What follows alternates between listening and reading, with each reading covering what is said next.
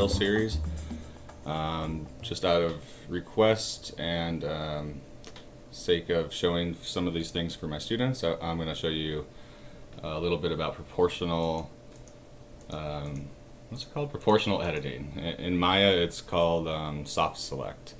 I'm also going to show you how to do multiple divisions in primitives. So what does that mean? A bunch of jargon, right?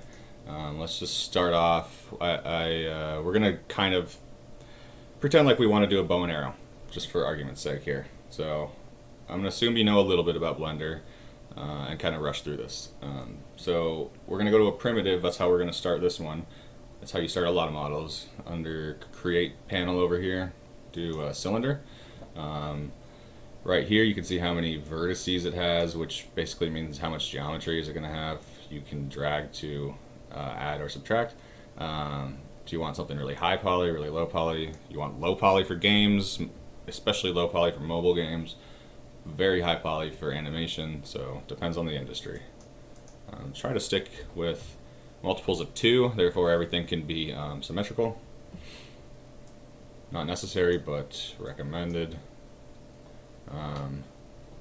So I want to see the front view. I press 1 on the number pad and 5 to go to orthographic view, which basically means it's just straight on like a blueprint. If I want to scale this, the scale button's right here, and I can use the blue handle to scale on the Z-axis, which is up and down. In this case, I want to add some cuts to this because I want to add geometry so I can shape this, right? So I press Tab to get into the edit mode. And then for selecting things, if you don't already know, A is select all or deselect all. B brings up box select or border select, I forgot what it's called. C is circle select, I think. So it brings this up and then you can just click select things. Yeah, like that. Your different selection options are vertices, edges, and faces here. So as you can see, if I say I want to use my box select and I drag and select these faces, I think I got all the faces, right? Wrong, it doesn't get the back. So press 1 again to get straight on. What I do is I press Z, which gives me like this X-ray mode, and now I can drag select and it should go all the way through. But it's not.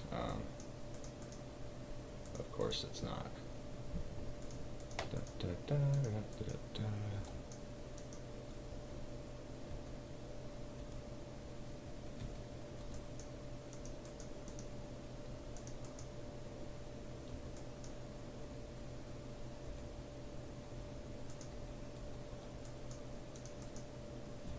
Okay, that is because I was trying to select faces, which I don't want to. So I'll select edges here. Anyway, so after you select all these edges, you want to have the Z for X-ray mode, and then drag select all these edges. I'll go over here to tools, and I'm going to use loop, cut, and slide.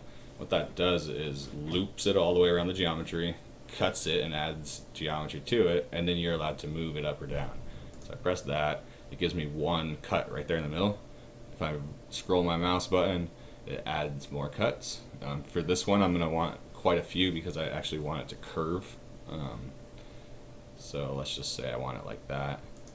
When you click, it'll confirm how many you have, and then you can slide it if you want. I just want mine to stay, it actually doesn't really matter for this. So now I have some geometry. You're going to say, okay, that doesn't look like a bow and arrow. Now I'm going to try to softly kind of pull this out. So what would happen here, let's just say I grab these and I pull them. It's not working, right? It's not pulling the whole bow smoothly as I would hope. So there's something called proportional editing. You click here, right? You press enable, and now when you go to move something, there's this little circle.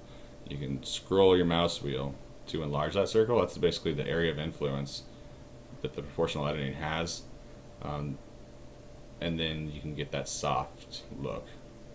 It works for move, rotate, scale, doesn't matter what. And then you can just use that over and over as you see fit in order to sculpt your bow and arrow how you want. So I have proportional editing on. I use my move, or how about a rotate tool? I want it to be smaller, and you can see it's only rotating the parts that I want. Maybe I want like a weird shape. I'm not sure how that's a bow and arrow, but you get the idea. So that's my introduction to proportional editing, how to add more geometry to objects, and that's about it. So quick short tutorial. Stay tuned for more. I'm going to cover a little bit more advanced modeling techniques. Just as a side note for this one, if you want to put a background to model from in here, I didn't have one prepared. Let's say you did. You make sure you're in object mode. You go to background images here. So if this tab's not here, you can pull it out with this little plus sign. Background images, you press yes. You can add an image here, you know, whatever you want it to be.